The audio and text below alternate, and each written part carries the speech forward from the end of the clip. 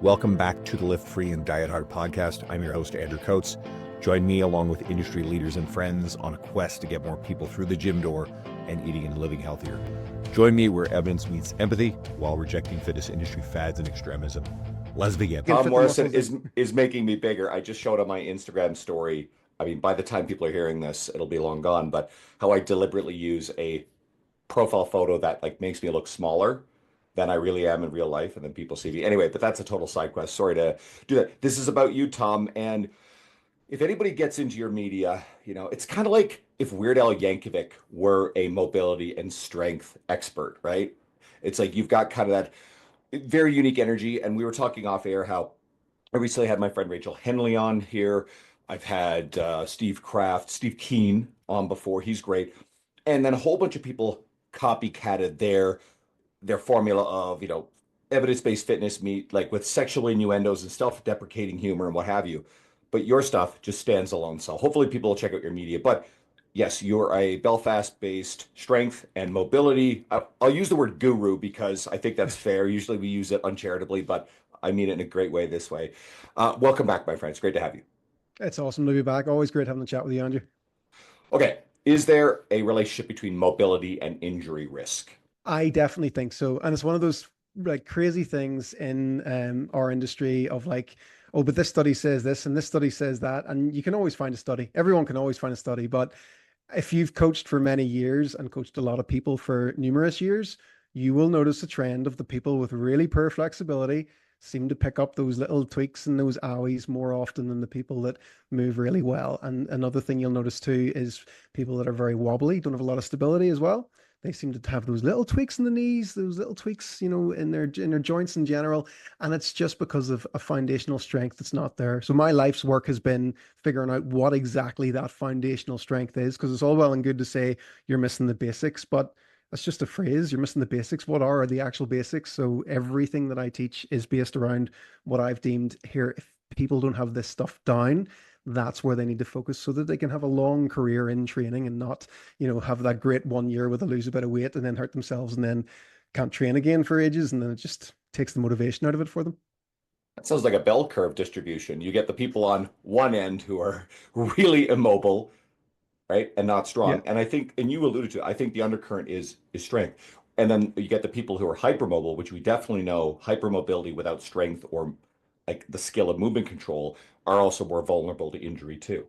Mhm. So there's a whole bunch of stuff here. I mean, number one, is static stretching enough to improve mobility? It's not really. And it's one of those things as well. It's very much depends on what your perception is of stretching and things. So holding a position, it's like, what are you trying to achieve with that? Are you trying to get better at staying in a position? Where do you take that in your application of training? If you're out on the pitch, say playing a football game, it's like, well, you're going to stand still for 2 minutes. It's not really going to apply to much. So I much prefer, especially in the beginning, that you learn how to move through full ranges of motion that you have and gradually nudge on that. So by moving through a position in and out of it, you gradually increase the strength and the range of motion as well. And that can kind of lead you towards being able to cope with static stretching and maybe in the future, progressing into more advanced flexibility. So I'm very much on making sure that people have a beginner level of flexibility so that if they wanted to push towards getting the splits and things like that, that they could do that safely. Whereas if you just jump into, hey, let's just go for the front splits and see what happens and just hold it for as long as I can, you're going to tear something. You're going to not have a good time. For anybody who's just picking up this episode first, just go back to the Jordan Syatt one towards the end of that episode because his quest is to learn to do the splits. We actually Mhm. talk quite a bit about that specific application and some stuff about stretching. So there's a little bit more of a treatment there. So how do you create meaningful improvements in your mobility? You want to have things that you can track that you can see if you're making progress with or not. So I'm a big fan of using exercises like the deep lunge test. It's like it's an exercise where you go into a lunge and you see, can you get your elbow down to the floor beside your heel with your shin being straight? So that kind of sees if you've got a decent level of hip flexion, which is really important if you want to be able to squat, if you want to be able to do like Bulgarian split squats, things like that. If your hips aren't able to flex in that kind of way, if you've got really, really tight adductor muscles, then you're going to find that your knees are going to hate you or your lower back's going to hate you as well. So it's really important you have that range of motion. Other things that many of us have all came across now is the 90-90 position. If you find that challenging, your hips aren't rotating very well. So you want to work on that. And the great thing about it is by using regressed versions of the 90-90, you can still do the 90-90 and it will improve your 90-90. So it doesn't need to be too complicated, but you want to have a series of things that you can look at, like can you touch your toes with straight legs?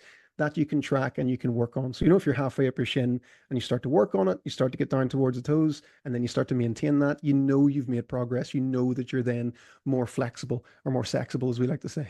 I tend to think of mobility. I want you to take this further as, a motor skill, Mhm. and it also load management matters. Can you elaborate on that? Yeah, so you've got your mobility is that combination of having the flexibility, but also having stability within that as well. So your strict flexibility is your range of motion. Like, can you do a squat? Can you do the toe touch with your legs straight? Can you reach your arms above the head, have full shoulder flexion? All of that stuff is like your flexibility. When you add the stability on top of that, it's like with your range of motion, can you hold yourself? Can you hang? Can you do a pull up? Can you do an overhead press? Things like that. That's the stability elements coming into that. So your mobility is what you can get to, but also what you can control. So if someone's got too much of the flexibility side, so someone that's maybe hypermobile, it's like, hey, great, I can get into this range of motion, but you can't control it. And lo and behold, you'll probably find that they tweak things easily or get joint pain. And then the other thing as well is you can have all the stability you want, but if you don't have the flexibility to get into positions, you're going to be stressing your joints. So you can see someone that's maybe crazy strong, able to lift a certain amount of weight, but they're not able to achieve a full range of motion. So they have to force themselves to get into positions. And if you're doing that under load, it's not really a good idea. You're going to stress joints. You're going to shred your meniscus. You've got to make sure that the flexibility is there as well as the stability. And that's what brings it all together to having good mobility. So it's making sure you're not too far on one side or the other. There's a way I love thinking about this. It's your active versus your passive range of Mhm. motion, right? And if Yeah. there's a fairly significant mismatch between the positions you can actively control yourself getting into versus the position you can get into passively, and then if you load without control into something passive, a really good example would be if someone takes a bunch of weight, because load management is critical here, and they squat deep, but we've all seen the people who two-thirds of the way down, all of a sudden they rapidly drop into a bounce. They're not Mhm. actively controlling it. So all of a sudden, they're being pushed into passive range of motion they have that they're not in control of, under load that they're not in Mhm. control of. And I certainly think that increases the likelihood of injury if you're not in control. Yeah, absolutely. And it's such a tricky thing with the stretching world and the likes of self-myofascial release and stuff as well. It's like you can improve range of motion by, yes, using foam rollers and trying to stretch things out passively for long periods of time. But what are you trying to apply that to is always what I'm after. So you're going to relax your muscles, rub them out, and overly stretch things to get to a deeper position, and then just go and back squat what you've always been back squatting, but you've never been there before. There's going to be no strength there. So it's really important with the stretches and the strengthening exercises you do that you make sure as you improve your range of motion, it also has an element of stability in it as well. So that it's not just a brand new range of motion that you've never been to before. So it's something to be wary of, that yes, you can effectively improve flexibility with some techniques, but you need to have strength there as well. You can't just essentially overstretch your way into a position and expect to be able to just lift what you've always been lifting. You need to almost rebuild things back up again. So being strong is essential to good mobility. Absolutely. Yeah. You've got to have strength there. And it's an absolute key element to everything that you do. I call it, you want to be almost like stupid strong. It's like, why are you strong in this weird ass position that like you never look like you'll need to? And it's like, because if I ever accidentally go there, I want to have some level of strength, So you don't just want to be able to see what happens if you suddenly fall a certain way. It's good to have some level of strength in weird positions as well. And that's what gives you your wiggle room in your training. If something does go a little bit wrong or a little bit wobbly, you'll maybe get away with it with just pulling something a little rather than a full catastrophic injury. It kind of goes back to what we were saying earlier, where strength, one of the main factors of strength is motor control. It's Hmm. literal motor skill. So Hmm. those things go hand in hand. Are there trade-offs between high-end strength and mobility? Is there a point beyond which, okay, you're trading one for the other? If you're talking about competitive athletes and you're thinking about a power lifter and it's like they want to lift as much weight as possible from A to B and it's not a full range of motion, there's going to be a trade-off there. Like you're going to have to give up some flexibility and just focus on the strength there. And that's in your competitive years, for example. But for the general public, in my opinion, it's better to have that really good focus of having a nice level of both. But, you can't, I still obviously love watching strength sports and stuff and love watching, people pushing the boundaries with stuff. So it's just got to be that trade-off. So you want to be as sensible as you can be so that you can push. And again, the most people that I've ever noticed that have the best kind of like PRs and training careers and stuff are the ones that already just had that good mobility there and they were able to just work with that. Whereas the ones that were super stiff and were able to push through anyway, they kind of get away with it for a good few years, but then they're wrecked. And then they've got this big, long uphill battle of trying to fix themselves again, which is always so much harder when you've left it for so long. Are there any places where people are paying too much attention to mobility, like maybe it's body wise or movement quality wise? And are there common places where people just don't pay enough attention? I mean, I think that's the default. People probably don't pay enough attention. Yeah, and it's not too hard to add some things in.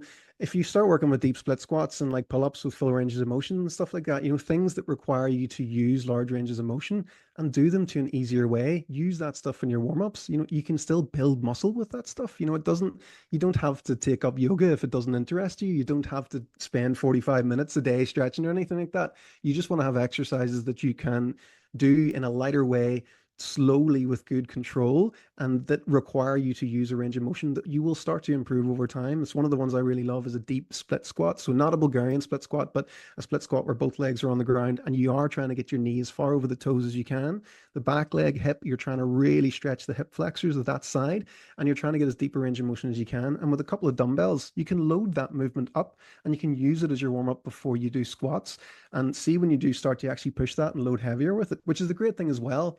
You can use a movement with a large range of motion and still do progressive loading.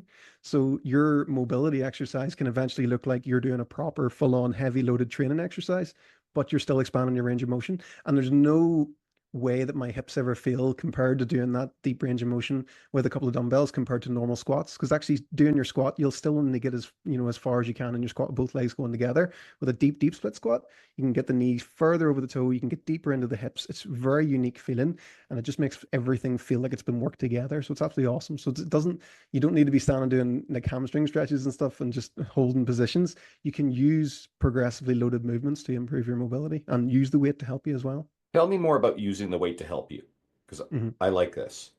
Yeah, I'll set it up with an example. So I find sometimes a moderate amount of weight can be used really well as a teaching tool. I think most trainers, and now we're talking more the general population versus the old episodes, but anybody who's a lifter, if you know someone or you started out with a terrible looking body weight squat. I mean, I get clients all the time and it's like Bambi on ice, their first attempt at a body weight squat.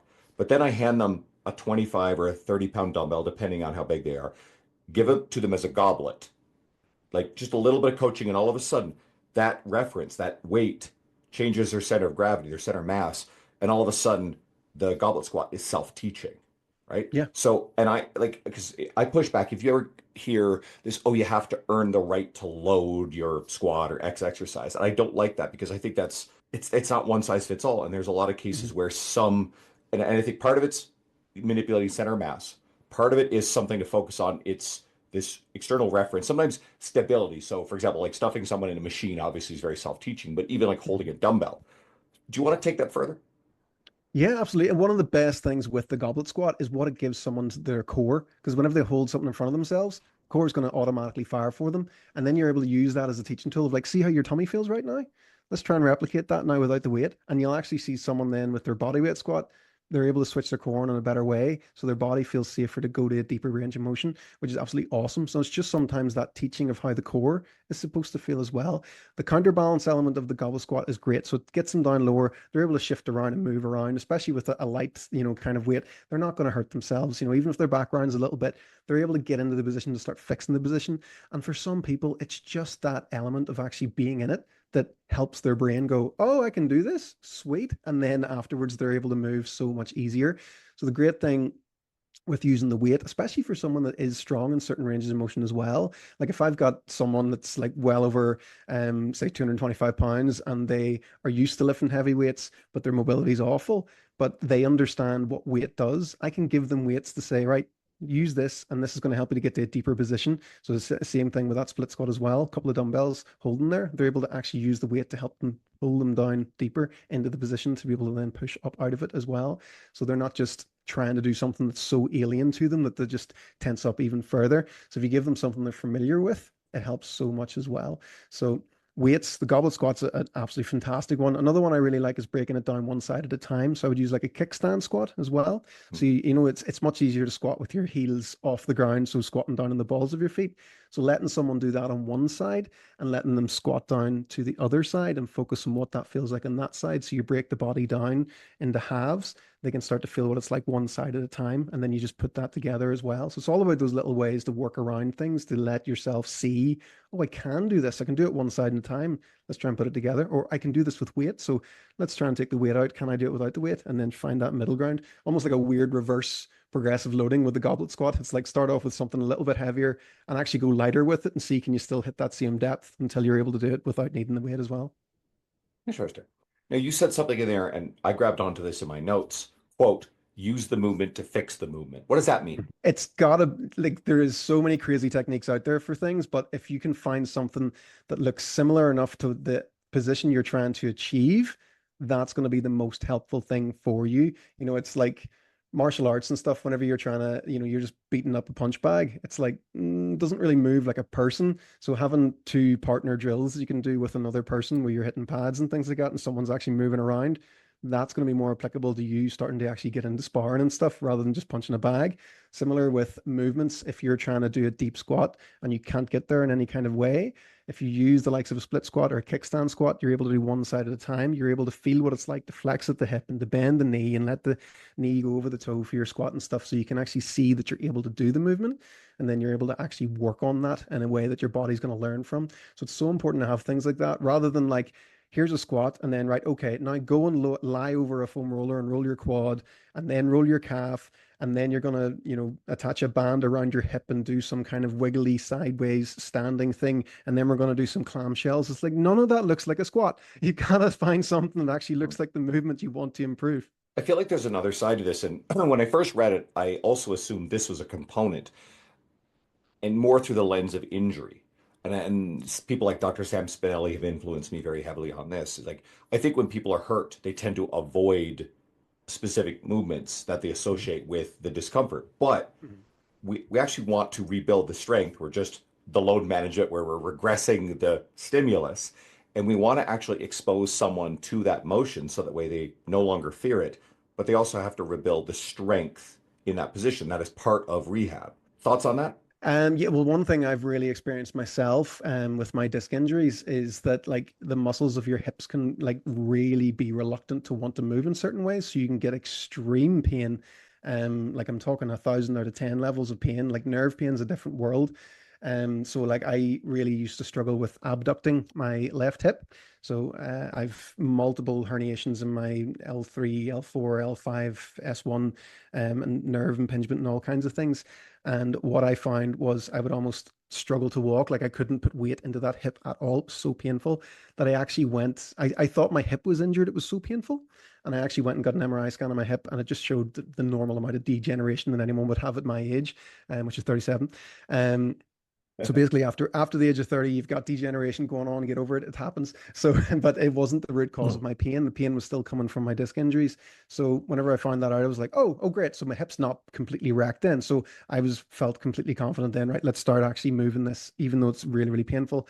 And the first kind of protocol was to take any kind of loading out of it. So it was lying down on my side and literally just lifting my leg. The weight of my own leg was too painful for me. Like I couldn't even turn in bed. It was so bad. So working through that and actually breathing and relaxing and trying to get the motion back through the pain, I was able to actually walk a bit better then after that. And then I kept on building that until I got to doing like banded monster walks and stuff and started strengthening my hips from all angles. So resistance bands are really helpful in that case because, you know, you're able to kind of relax off if you need to and you're not stuck under a barbell or anything like that. So it's kind of a good way to kind of go about it. So yeah, for me, anytime my body was fighting back from me doing something that I deemed as a normal range of motion of like something you want to be able to do as a human is stand up and walk, you know.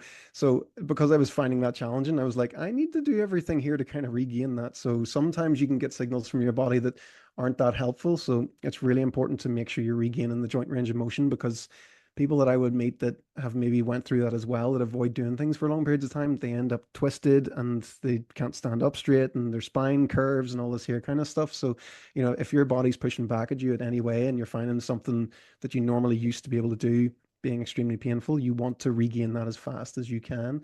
You know, there's obviously the serious elements of like if a limb stops working, that's a go to hospital job. You know, that's, you know, you need to get that seen to immediately if you've got a full on nerve block. But if it's pain that's been there for a while and you know of any kind of like disc injuries or something you maybe have, you want to learn how to work around that as best as you can. And you can get to a point where things like that can be nothing more than like a minor annoyance rather than like full on wipe you out for months at a time. You get a bit of a twinge and you're like, oh, I know how to fix this now. And it's not that much of a big deal for you. So working with pain is one of the hardest things you can do, but it's definitely something that's a trainable skill. You can learn how to manage things a lot better and get to know your body better as well. So you're not scared as much, you know, because pain's a weird thing that, you know, your brain's saying don't move, but actually you need to move. Got to backpedal for a second, just because with the lister base, the trainers know what abduction Mhm. means. Can you just quickly define abduction and adduction so that way anybody who's listening going, what the hell did he mean? What are those? Yeah, abduction is anytime you move away from the body, so moving your leg out away from yourself. So think of it like abducting, you know, being abducted away, you know, like an alien abducting you. That's what you kind of want to think of. It's going away from your body. Adduction is when you bring something in towards your body. So like squeezing your knees together. So that's adding to the body. You're squeezing inwards. So abduction is going out, being abducted away. Adduction is adding it in, so adding towards the body. So you want to have a really good level with both, but there's more kind of like muscle tissue with abduction. So there's more to kind of work with there. So that's why it's the more common thing for people to go after. But it's obvious it's also the adduction is the thing that I get found left out with most people, that they don't do any kind of work for strengthening their groin. And like one of the most common injuries you'll see in sport is groin injuries. So you want to make sure you have a good level of strength with both anyway. But your abductions kind of be the one that's the most famous one for your clamshells and glute exercises and stuff. Okay, there's a whole bunch of stuff now from that. I have some notes on this. And I'll start with this. I was watching one of your videos and it starts with, quote, I broke my neck. And then you're like, Mm, well, maybe not sure. Fell on my head a bunch of times as a kid. And later on, you went and got a bunch of scans and you found a mhm. bunch of abnormalities. So, Yeah. but yet you were effectively pain free. Okay, so Mhm. you want to talk about that a little bit? Yeah, and that's the thing I kind of joke about MRIs. Like after the age of 30, they're going to pick up something. So yeah, whenever my hip was so painful, I was like, I'm going to go and see if something's happened with this. So initially, what happened to me, it was just my L4, L5, and my L5S1 discs. So I had a protrusion and an extrusion, which always gave me left hip pain. And then after that went away, I was kind of left with my left glute felt numb, like kind of dead. And then the muscle's actually atrophied in my left glute, so it's much smaller than my right glute. So I thought, you know, it's been 8 years now. So I was like, that's bound to have some kind of effect on my hip joint. Like it's bound to, you know, if you're not feeling something for that long, it might have an effect there. So that's why I got it MRI'd. And I also thought with that was, yeah, I fell on my head. So whenever I was trying to learn how to do backflips and handstand walks and stuff, I fell on my head, like on my neck properly a lot of times and like really crunched it and had some really gnarly like tweaks. Like I thought at the time I broke my neck, but I never got it seen to, as you do, because you're in your 20s, you're indestructible. So I thought I'll get it done just for the crack anyway, just to see if there is anything there, because I bet you there is. And it's always good for me, like content wise, to be able to say to people, because like I get messages every day with people saying that they've got bulges and things like that, and should they do anything and all this here kind of stuff. So it's nice for me to be able to say, you know, I've got that as well, you know, and this is what I've been able to do, you know. So yeah, I got the neck done and I've got osteophyte, so little extra bone growths on. I've got a bulge at C6, C7, which is impinging on a nerve root as well. And I also have stenosis, so extra bone growth and nerves being closed in on. And I also have a syrinx in my cervical cord as well. So that's actually a cyst inside my spinal cord. And I've no symptoms whatsoever with my neck or my shoulders. In fact, I would say that my neck and my shoulders is probably one of the things I've had the least problems with over the past 10 years.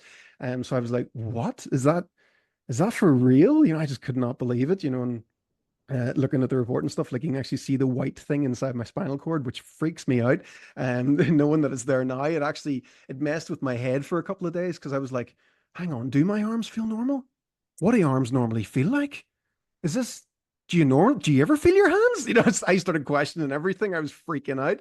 Um, So yeah, I finally calmed myself down and I feel absolutely fine again. But yeah, it was just another thing to show that, you can have all this stuff going on, but if you're moving regularly and you make sure your joints are moving okay, you can be relatively symptom free. And there's so many people I've met over the years with way worse than even what reads on my MRI, and they can be okay as well. So it's just something to keep in mind that if you're having problems, you do want to get them seen to, but it's not the end of everything. If you do happen to get a scan and it does show some kind of structural problems, you can still work around things quite well.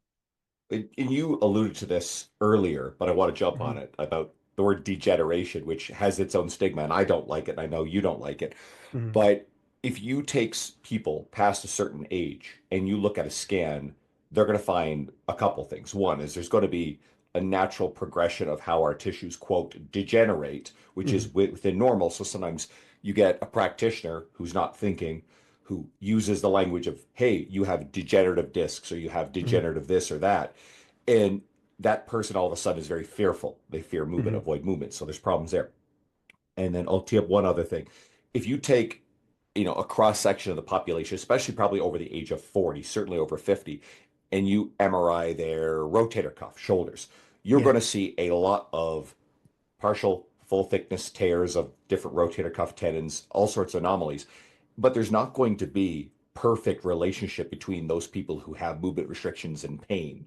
Mhm. So what's going on there? And you alluded to earlier, I think staying strong and mobile is important, and your mindset and your belief around it. But what Mhm. else is going on there? Well, actually, funnily enough, I actually got my shoulder done as well, and it showed the early degeneration of the AC joint too, which again, I haven't had any problems with my shoulders for years. So, um, it's just one of those interesting things that it's things are going to be shown up, but exactly what you said there, your beliefs around that. It's like, well, you're not just those things. You've muscles, connective tissue, ligaments, tendons, everything all around that you can still work with, and it's just really making sure that you know your own body and know how much you can push things without irritating anything as well.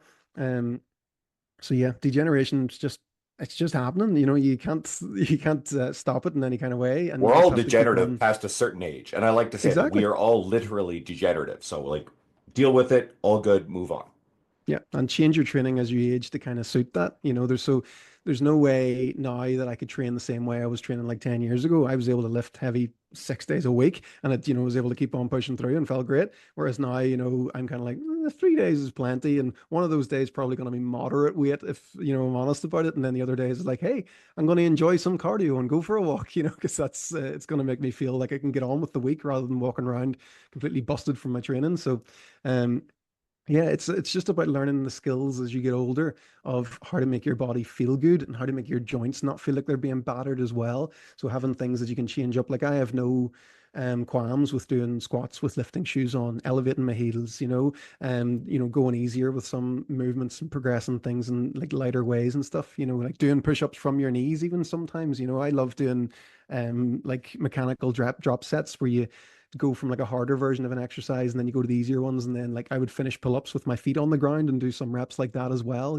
So learning how to alter movements to change the loading is really, really helpful also. So you're not always doing like your max load, but you're still getting that extra work put in to build muscle as well. Let's go full circle because we've already danced around this.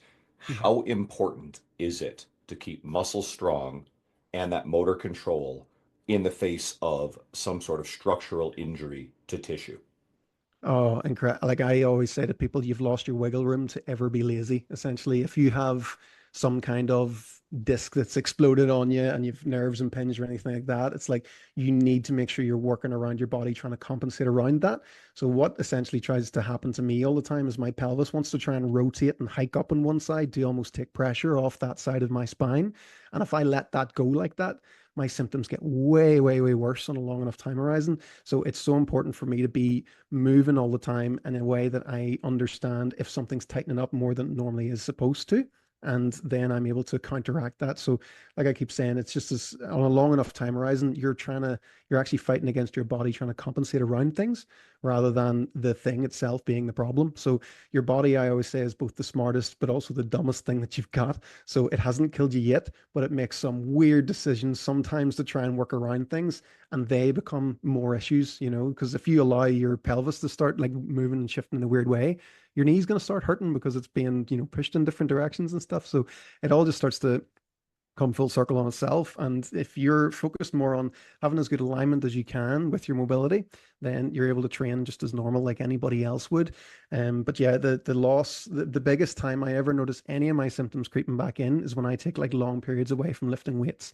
And that's whenever my hips start to feel less strong and less stable. So then my lower back has a reason to kind of hurt. So I always look for the reasons for pain to be there. I always want to remove them as much as possible. So if I'm doing weighted exercises and lunging and keeping my legs strong, if I'm working on my balance, and now because I've found out I've got this thing in my spinal cord as well, my neck, I'm always now working on juggling and making sure my motor control is good with my hands, playing guitar, all those kind of things, not obsessively, but just making sure, can I still do these things? Are those functions still there? And always making sure I'm checking in on them. I can just be like absolutely like anyone else, but better than anyone else. So I've started actually noticing now, getting towards the 40s mark now for me. I'm noticing people my same age. I'm like, why are you grunting every time you get up out of a chair? Why are you so stiff? You kind of seeing those people now that don't train. It's starting to hit them now at this age. So you'll probably notice it yourself. Well, shit, because I mean, I'll be 47 in Hmm. what, a month and a half, okay, which Hmm. is nuts to me. And while on one hand, it's like you temper the whole like looking around and making assumptions or being judgmental of people around you, but you definitely notice you get past a certain age, and I think you're Yeah. probably at that point where the fork in the road really starts to be very obvious Yeah. between the quality of life. And yes, we know that you can't judge someone's health based on their appearance. But when we have a society that is like the obesity rates are really, really high, you can draw certain inferences based on populations, not the individual. If you see very high incidences of obesity walking around in the general public, only a small percentage of those are going to be metabolically healthy because they're lifting, they're doing cardio, what have you. But as a cohort in a population, we know that that correlates very, very highly with poor metabolic health. So we look around and we see this, and at different ages, I mean, I don't see a lot of 46, 47 year olds who are in the kind of like shape that I'm in, if that makes sense. And Hmm. once you start getting into your mid 50s and 60s, the fork of the road is becomes very exaggerated, right? There's a big Hmm. difference between someone who is very active, maintaining their lean body mass, not accumulating excess body fat, versus the people who are just going the way society is going. And it's one of those things like the people that have always been gym bunnies are always going to be gym bunnies. But we're very passionate about, you don't have to go that hard. A little bit goes such a long way. Like anything is better than nothing.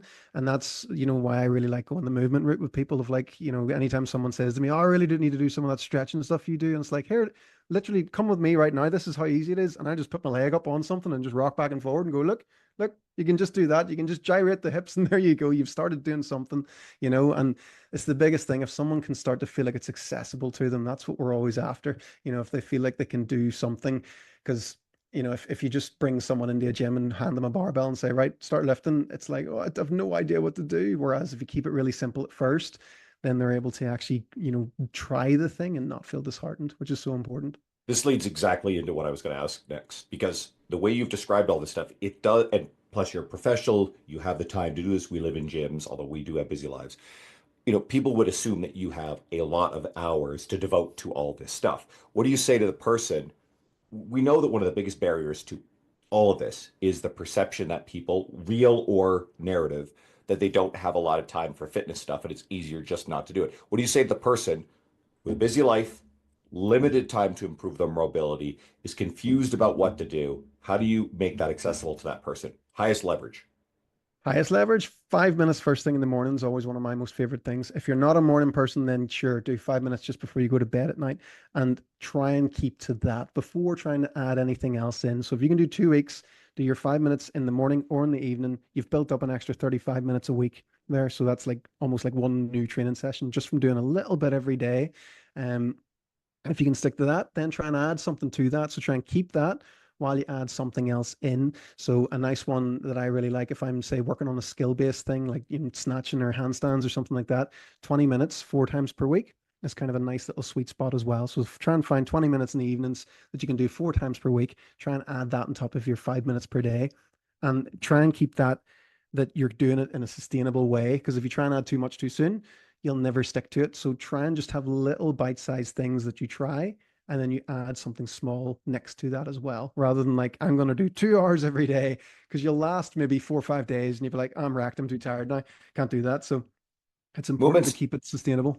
movement snacks. Jordan Syatt just mentioned movement snacks. And funny, Mhm. I'm doing Molly Galbraith and Girls Gone Strong's menopause certification. I'm picking my way through it. Molly's a friend and wonderful. Awesome. And I just hit this page where they also reference movement snacks. So Hmm. if you've got a lot of smart, successful people basically saying or alluding to the same thing, there's probably something to it.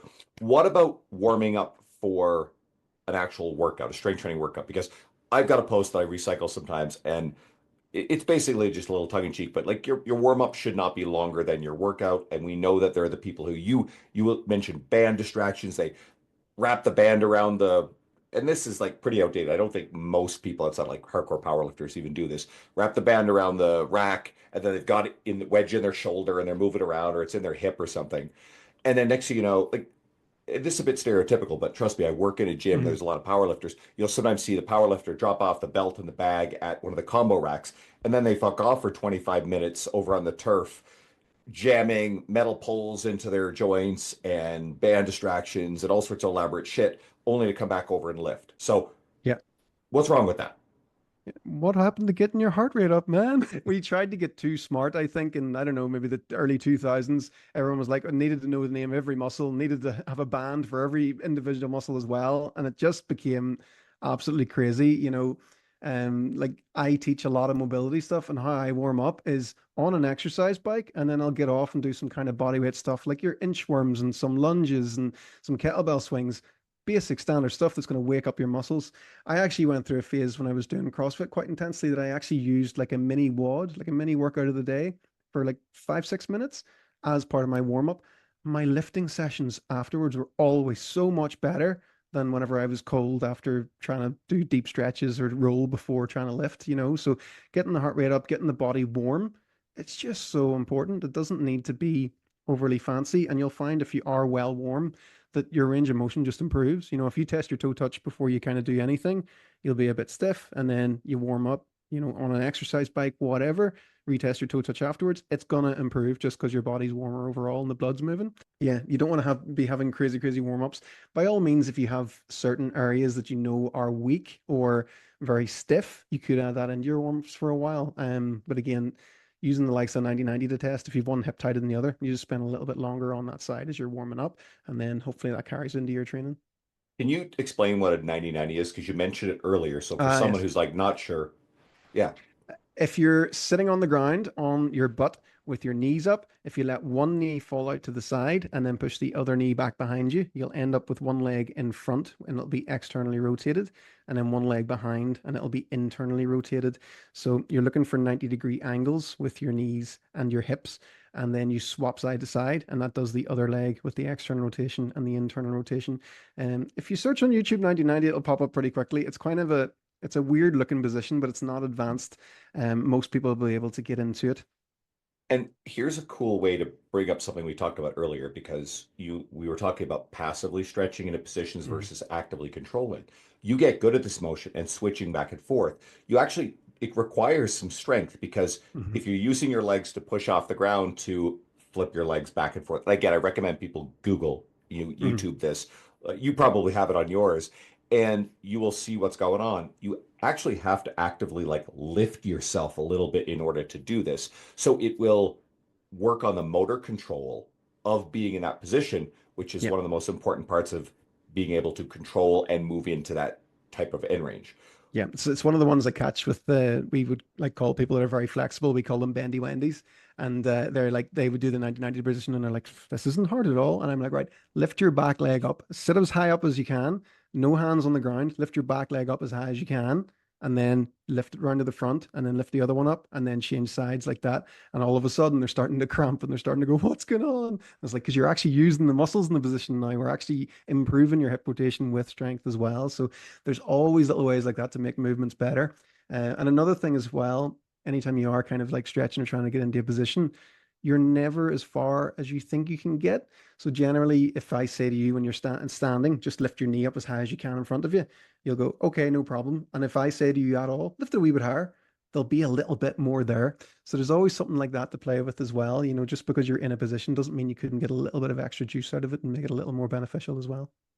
And that's in at least in part the relaxing the neural tone of the Mhm. tension of the muscle, the guarding over the end range. Do you want to explain what's Mhm. going on there? So if your body thinks or doesn't know what to do in a certain position, it's going to send either that blocking signal, not let the joint move, or it'll give you a cramp and to try and get you out of it because it doesn't want you to be there because it's like, we don't have any strength there. We don't know what's going on. Cramp, boom, there you go, fixed. The biggest thing you want to do if that happens is wiggle it off, have a squeal, you know, scream, curse, do whatever you want, and then get right back into it again and show your body, no, no, I want to be able to do this. I want to be able to actually get into your range of motion and actually use that range of motion as well. One of the trickiest things about your brain, so for any of the listeners right now, you can all try this right now of like how stupid your brain is. What I want you to do is just close your hand and just make a fist. Then from there, I want you to squeeze as hard as you can. So squeeze as hard as you physically can. Okay. And once you've got that, you got that, then squeeze a little bit harder and then squeeze a little bit harder again. And then relax your fingers off. Your fingers might feel quite stiff if you did it quite hard, but you see there, it's like squeeze as hard as you can. Yep, no problem. Got it. I was like, right, give me a wee bit more. Okay, there you go. And it's like, why'd you not do that in the first place?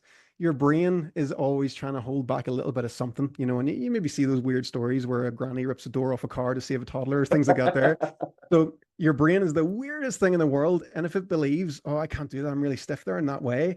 But if you actually understand how to overcome that, relax your breathing and then shake things off and get into a position again, you'll overcome the like handbrake of your brain essentially from stopping ranges of motion, you know. So there's as well, like if you knock anybody out completely on a, you know, an operating table, you can probably lift their foot up to touch their forehead because the brain's not involved anymore.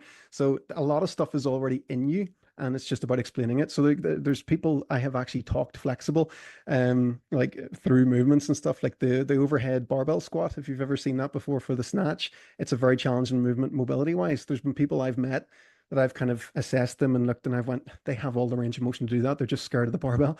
And it's like, as soon as they get the bar, they can't even squat half an inch. They're like, nope, I can't, no, I can't do it at all. Can't get anywhere. But when I break them down one side at a time with the kickstand squat and show them, look, your knee goes over your toe, your hip can go to here, your shoulders can go to here. There's no reason you can't do that.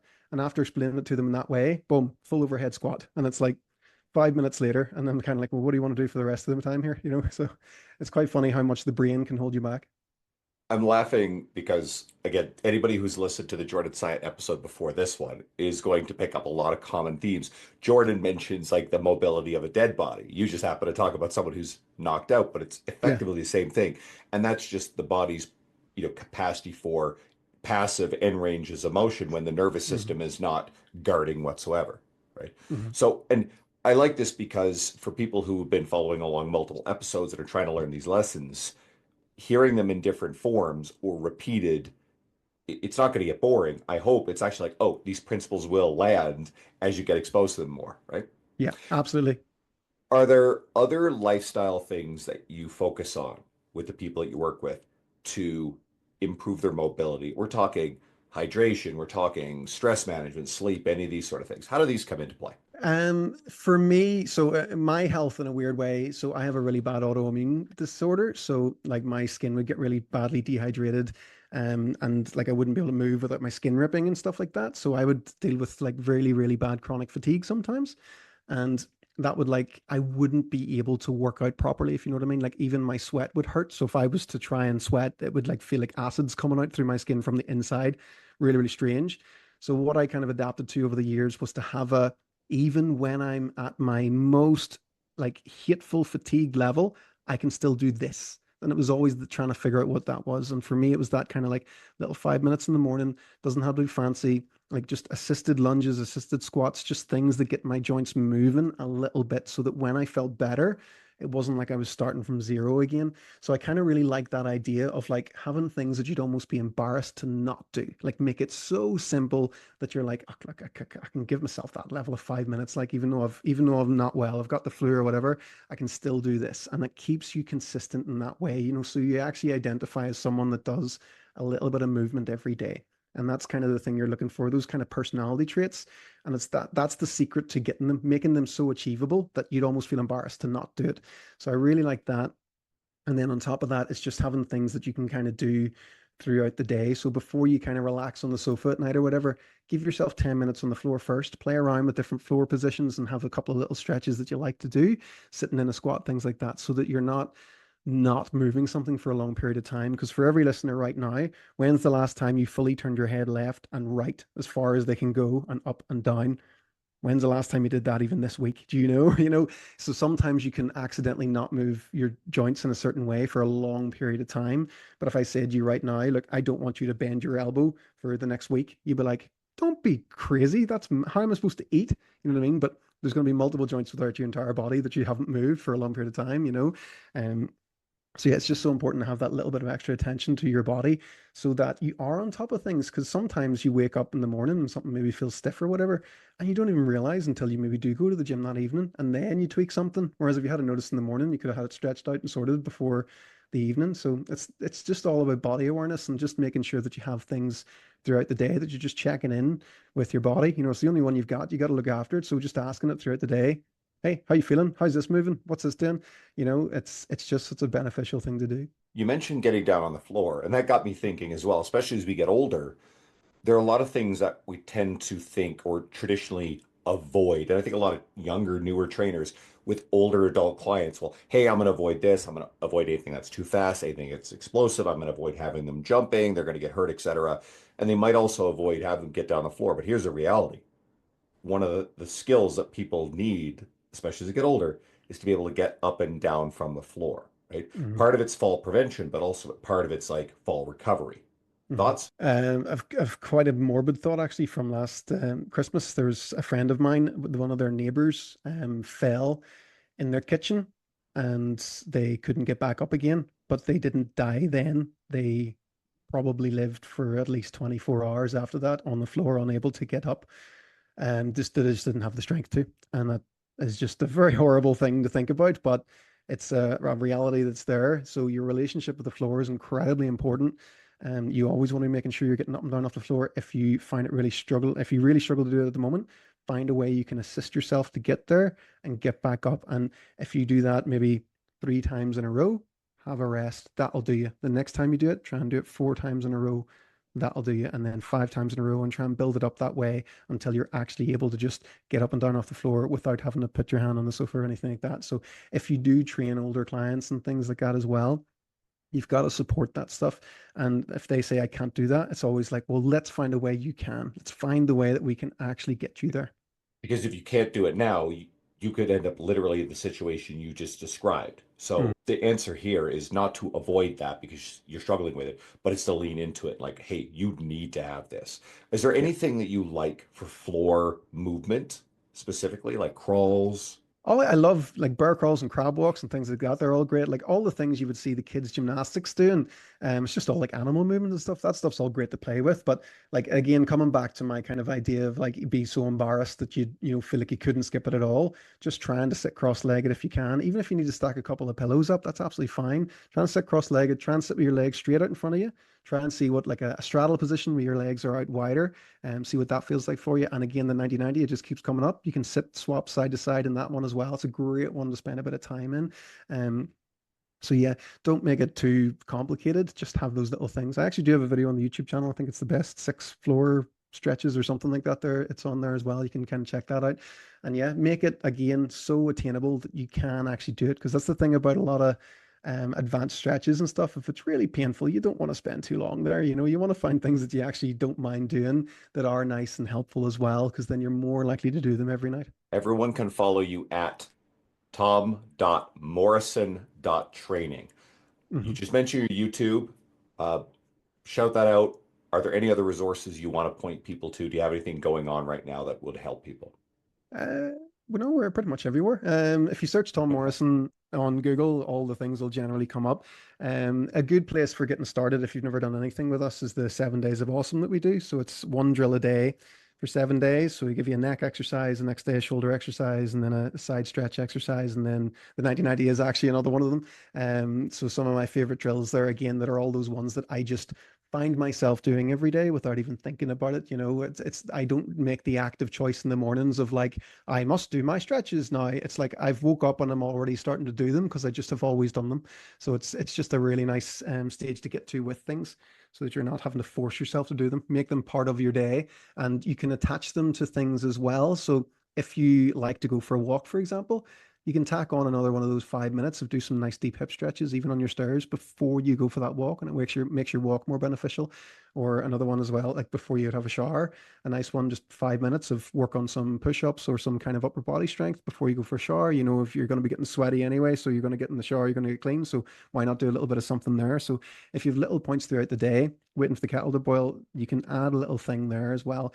Doesn't have to be long amounts of time, a couple of minutes here and there, they all stack up. Amazing. Anybody listening can tell why I brought you back. You're brilliant at this stuff. I think we need more of it. I think there are probably people listening kind of like uncomfortable, scratching their head, going, uh-oh, like, oh, I struggle with this. I don't do this stuff. Go follow Tom, dig into his stuff. At least now you're aware. And that way, as you keep getting exposed to stuff, you may lean harder into it. Mm-hmm. Play around with some of the things we talked about.